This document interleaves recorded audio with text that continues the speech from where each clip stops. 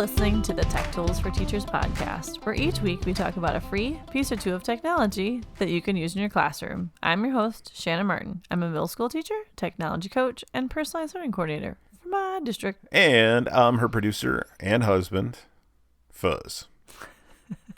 Hey. It's Fuzz with an F, not Fuzz with a B. Because people always do say that. Oh, his name is Buzz. No, it's Fuzz. I just need to enunciate the F. Fuzz. Fuzz. As in fun. Just like Shanna as in banana. Yes. But people remember banana. They don't always remember Fuzz and Buzz. That's okay. That's true. Neither here nor there. It is episode 66. Yes. What are we talking about today? Today it's a mini episode. It's a quick tool and a quick tip today.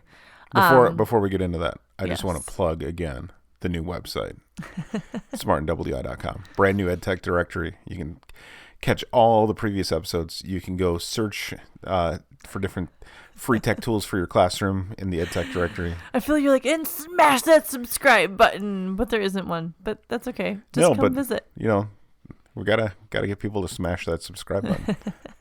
Share with others.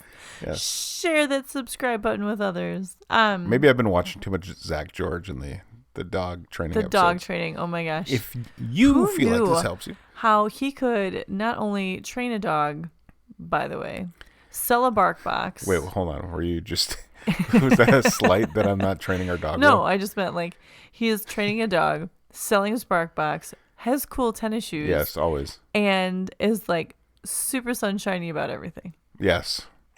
And I try to train a dog for like 3 hours of the day and don't sleep well and I'm grumpy. So that's right.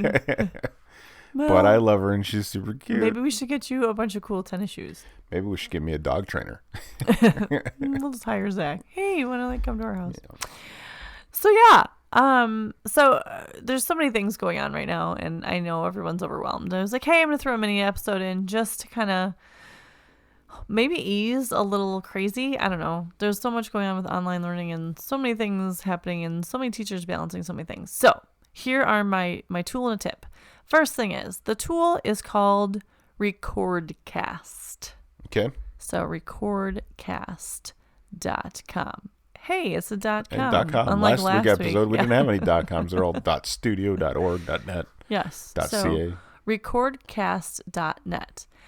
I'm sorry, .com. You threw me off. Okay, sorry. Focus. So, recordcast.com. Go to RecordCast, click Start Recording. Cool. It comes up. It literally is this simple. You want to just do your microphone, system audio, or no audio. So you can just record your screen with no audio if you don't want it. Or just click the microphone. Cool.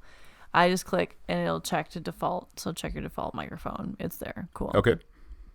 You click Start Recording. You can choose your entire screen, your application window, or Chrome tab. I'm going to pick Chrome tab. Cool. Picked it. Click Share. Literally, it's recording my screen.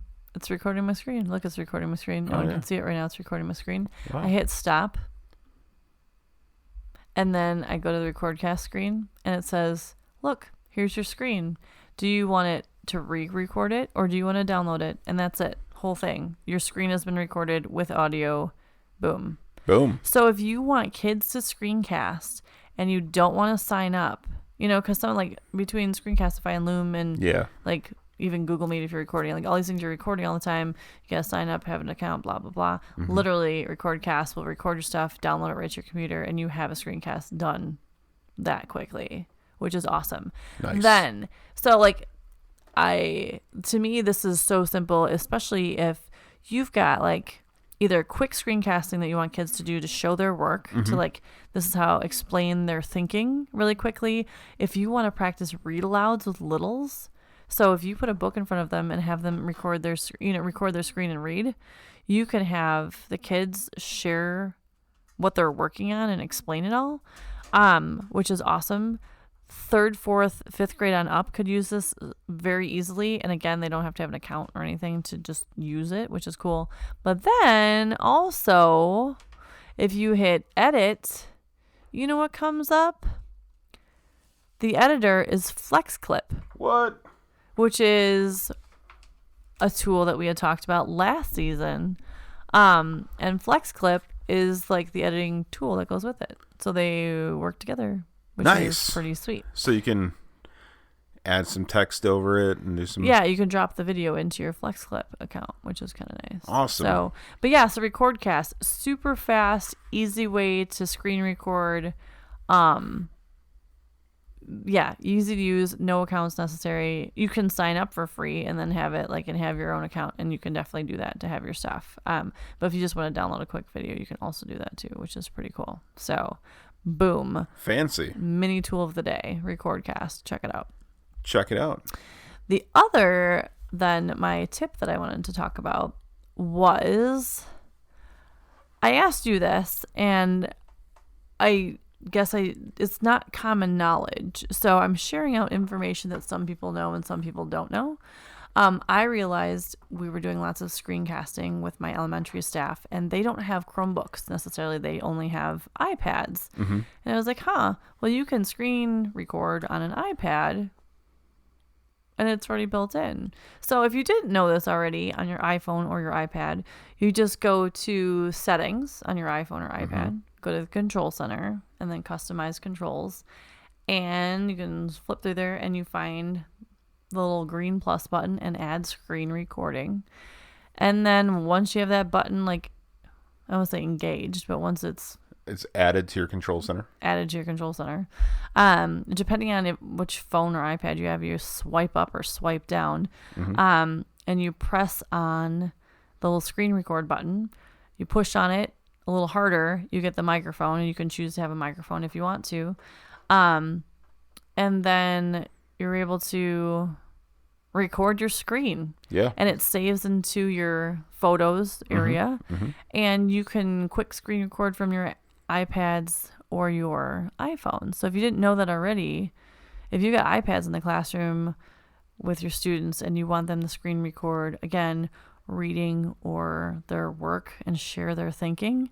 Also, if kids are at home doing online learning, and if they have iPads, you can quick share your thinking without a bunch of apps and things like that too. And it's also really helpful if you have students on iPads and you need to show them how to do something from afar, so troubleshoot something if they're not finding something on their iPad, you can show them here, just swipe here, click here, open this up, and you can just walk them through it without having, or even the whole class to give them instructions. Or parents, if you're trying to support parents at home, because I know a lot of our parents, if our kids have school issued iPads, they might be different from at home, so you can show parents how to do stuff too. There you go. So just quick tip that would be really helpful if you have iPads, or if you have your iPhone. It took me way too long with owning my iPhone, and I'm pretty techie. It took me way too long to realize that was there,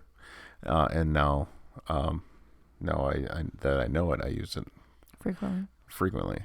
Nice. There's also, if you have I'll give you another little tip for free. Bonus tip. If you have a Mac computer, so not all of you have Macs, but if you do have a Mac, if you open up QuickTime, you can screen record in QuickTime, and it will save it to your computer right away. Cool. And that's just part of the operating system. So, nice. Look at that. Look at so all these screen recordings we can do. Another little tip and trick. Yay. Awesome.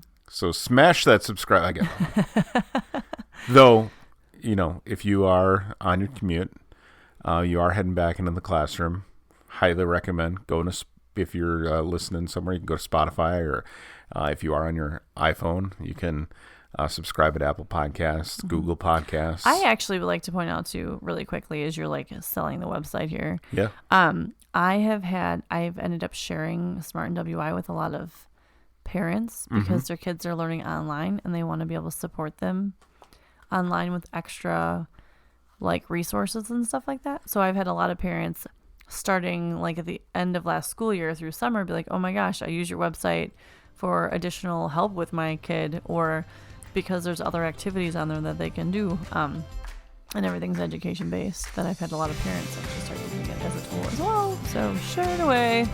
Great idea, Shanna. Hooray! Mini episode 66. I appreciate all of you. Thanks for tuning in. This has been the Tech Tools for Teachers podcast. If you ever have any questions, you can find me on Twitter at SmartInWI. And if you want to get more information on the links to the technology discussed in this episode, you can visit smartnwi.com or Facebook or Twitter. New episodes each week. Thanks for listening. Go educate and innovate. The ideas and opinions expressed on this podcast are those of the author, Shanna Martin, and not of her employer. Same goes for the Smart WI website. Prior to using any of the technologies discussed in this podcast, please consult with your employer regulations. This podcast offers no guarantee that these tools will work for you as described, but we hope they do.